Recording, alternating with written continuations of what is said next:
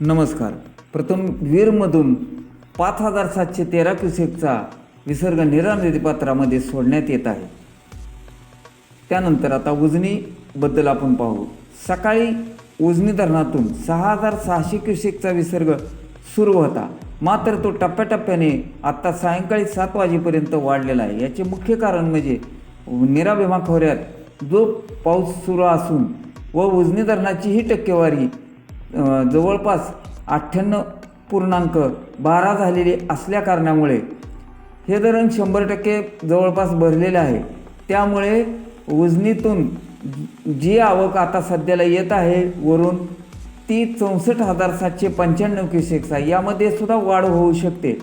म्हणून नदीपात्रामध्ये जो विसर्ग टप्प्याटप्प्याने वाढवण्यात आलेला आहे तो संध्याकाळी 7 वाजता 25,000 क्युसेक्स करण्यात आलेला आहे व वीज निर्मितीसाठी 1,600 क्युसेक्स असा 26,600 क्युसेक्स सायंकाळी 7 वाजता सोडण्यात आलेला आहे. हा विसर्ग वरील आवक पाहता आणखीनही वाढू शकतो. 50 ते 60,000 पर्यंत तर सहजच जाऊ शकतो अशा सध्याचे चित्र दिसत आहे. तर सिनामाडा योजनेतून 280 क्युसेक, दहेगाव उपसा सिंचन 90 क्युसेक्स, बोगदा 900 क्युसेक, तर मेन कॅनल वाढवण्यात आलेला आहे तो 2,400 क्युसेक्स करण्यात आलेला आहे. अशाच पुढील ताज्या व महत्त्वपूर्ण अपडेटसाठी आपण चॅनेलला सबस्क्राईब करा व एक बातमीसाठी निश्चितपणे लाईक करायला विसरू नका.